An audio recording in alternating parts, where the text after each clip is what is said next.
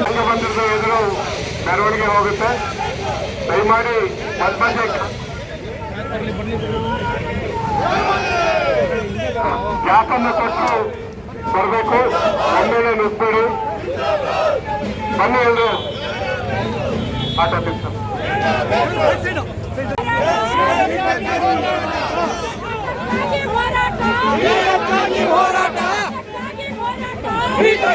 ಹೋರಾಟ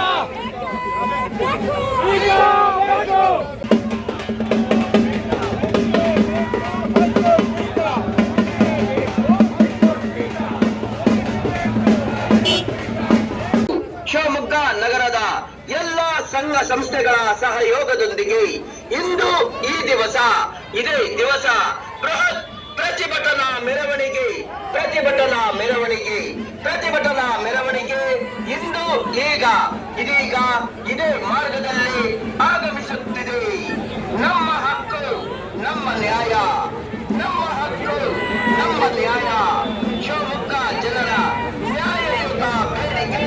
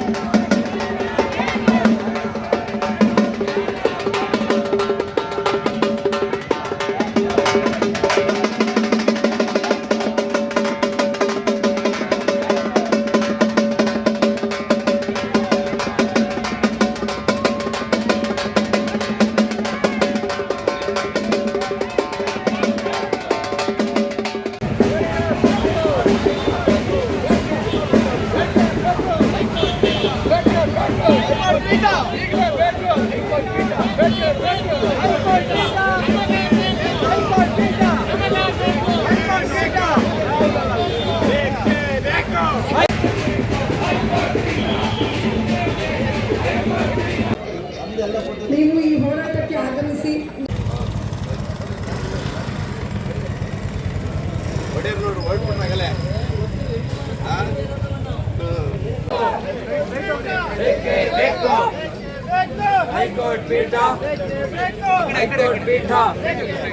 ಹೈಕೋರ್ಟ್ ಪೀಠ ಸ್ಥಾಪನೆ.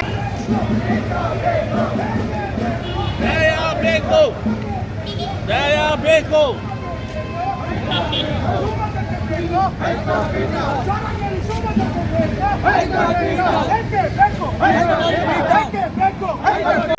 ನಮಗೆ ಬೇಕು, ಶಿವಮೊಗ್ಗಕ್ಕೆ ಬೇಕು, ಮಕ್ಕಳಿಗೆ ಬೇಕು, ರೈತರಿಗೆ ಬೇಕು, ಕಾರ್ಮಿಕರಿಗೆ ಬೇಕು, ಬೇಕೇ ಬೇಕು, ನಾಗರಿಕರಿಗೆ ಬೇಕು, ಬೇಕೇ ಬೇಕು, ಬೇಕೇ ಬೇಕು.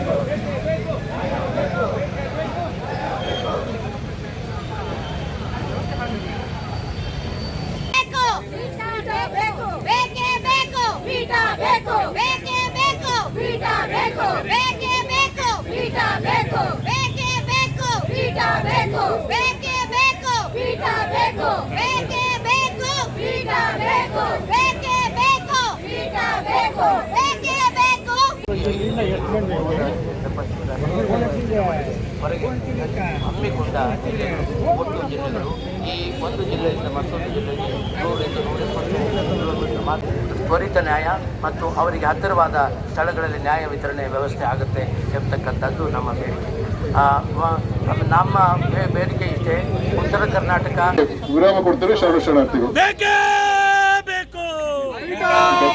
ಧನ್ಯವಾದಗಳು ಬಸವ ಕೇಂದ್ರದ ಗುರುಗಳಿಗೆ, ಕಲ್ಮಠದ ಗುರುಗಳಿಗೆ, ಹಾಗೆಯೇ ಜಡೆ ಮಠದ ಸ್ವಾಮೀಜಿಗಳು ಬಂದರೆ ಅವರಿಗೂ ಕೂಡ ಸ್ವಾಗತವನ್ನು ಕೋರ್ತೇನೆ. ಈಗ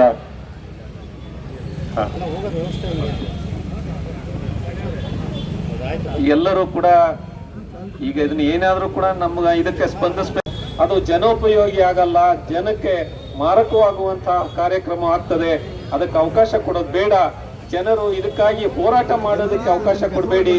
ದಯವಿಟ್ಟು ಈ ವಿಷಯದ ಬಗ್ಗೆ ಮುಕ್ತವಾದ ಮನಸ್ಸಿನಿಂದ ನೀವು ಸಮಾಲೋಚನೆಯನ್ನು ಮಾಡಿ ಪುನರ್ವಿಮರ್ಶೆ ಮಾಡಿ ಶಿವಮೊಗ್ಗಕ್ಕೆ ಸಂಚಾರಿ ಪೀಠವನ್ನ ಕೊಡಬೇಕು ಅಂತ ಹೇಳಿ ನಾವು ನಿಮ್ಮೆಲ್ಲರ ಪರವಾಗಿ ಹೃತ್ಪೂರ್ವಕವಾಗಿ ಈ ಮನವಿಯನ್ನ ಸಲ್ಲಿಸ್ತಾ ಇದ್ದೇವೆ.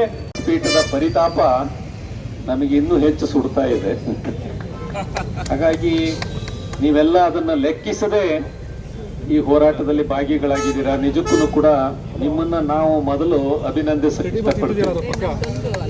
ಜನರ ಪ್ರತಿನಿಧಿಗಳಾಗಿ ನೀವು ಈ ಕರ್ತವ್ಯವನ್ನ ಪರಿಪೂರ್ಣವಾಗಿ ಪಾಲಿಸ್ತಾ ಇದ್ದಿರಲ್ಲ, ಇದು ನಿಜಕ್ಕೂ ಕೂಡ ಅಭಿನಂದನೀಯ.